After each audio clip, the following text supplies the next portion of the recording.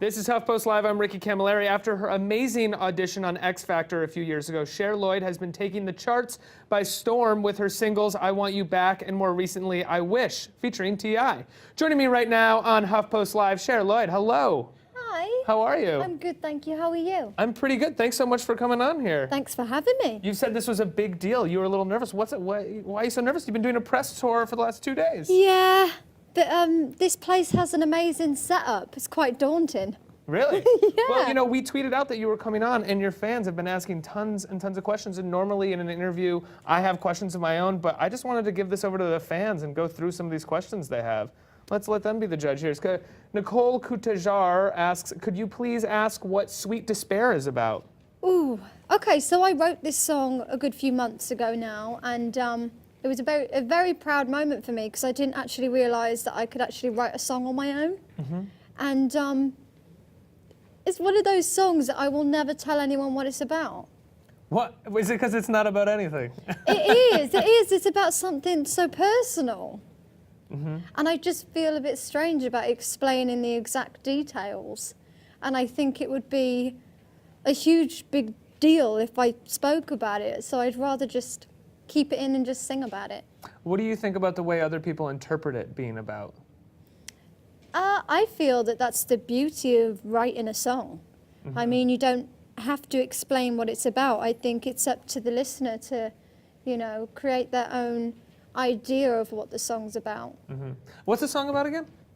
I can't. Don't try and trick me. I almost had you. You paused there. It's not that easy. You may fold under question, Cher Lloyd. The next one is from Kayla Ann Marie Johnson. If you could hang out with a fan for a day, what would you do and why?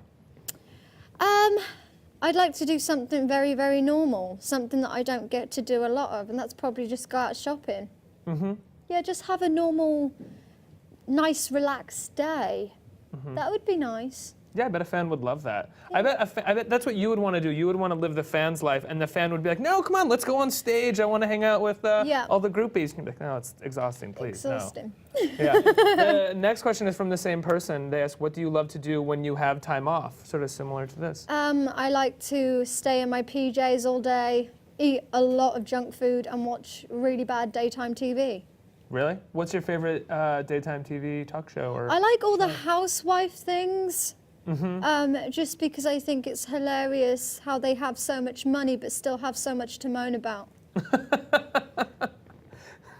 You're not moaning at all, are you? The next one is from Star Hampton. What was your experience like with Big Time Rush? Do you like Ciara Bravo?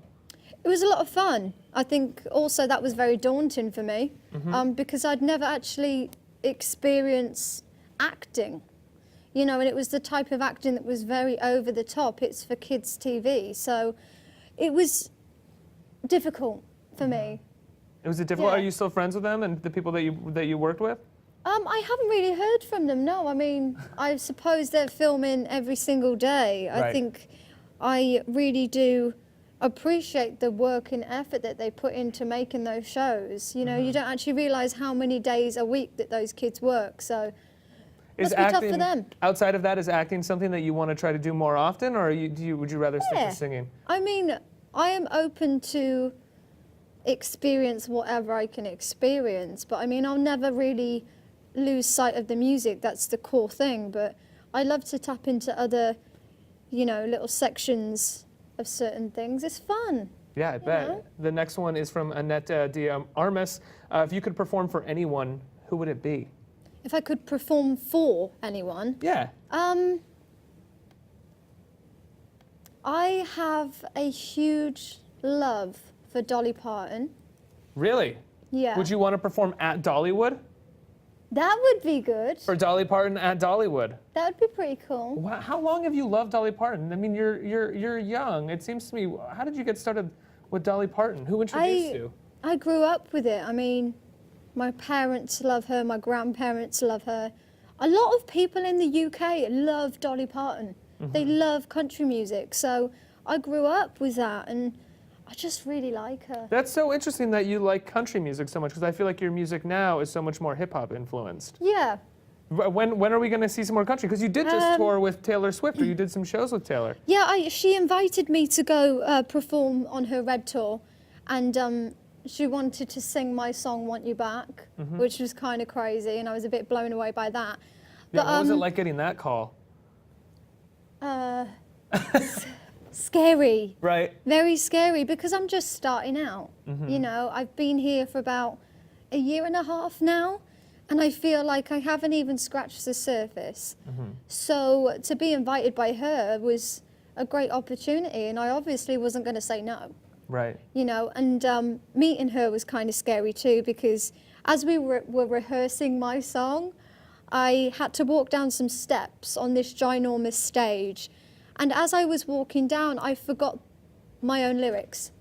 I forgot my own lyrics in the sound check because Taylor Swift was standing right there, and I was so petrified. How was she sweet about it, or is that one of those So moments where sweet. like she wants to be sweet, but she's also kind of like, hey, we have a show to do. Kind of get your. It's very nice that you're flattered being around me, but let's get your act together here. No, I think I would have been very disappointed if she would have reacted like that, because I think she has been in my shoes at one point in her career, and everyone goes through things like that, and it was like one of those moments where you're just like, hey, it happens. At least it's in rehearsal and not the real thing. And now you're about to go on tour with Demi Lovato. Yeah. Talk to me about that. What's that like, and how have you and Demi Lovato forged this friendship? So I went and performed on the US X Factor, I think it was last year, and I went back to go speak to Demi, and we were having a conversation, and then she asked me to hop on one of her songs called Really Don't Care, so I did my verse to that. And then, yeah, just recently I got the call saying that she'd like me to come on her tour for a week. Wow. So you've just scratched the surface, and everybody, essentially, the two biggest pop stars are deigning you the next pop star. Does it feel like that? They're like, come with us. You're going to be one of us. I am very flattered that people are asking me to do things. You know, that is really, really great. But I think I'm very much a realist. And I understand that I still have a lot of hard work to do. But you're also kind of like, hell yeah, I'm going to be a big star. I wouldn't put it like that. I'd like to be a bit more, if it happens, it happens. Okay, good. Because I've worked my butt off for it. Well, that's a good place to be. Cher Lloyd, thank you so much for Thank joining us on you. HuffPost Live. Thanks for Thank sitting you on the very couch much. and talking to me. You guys, there's a lot more coming up next on HuffPost Live. Nancy Red's sitting at that table over there waiting to talk to you.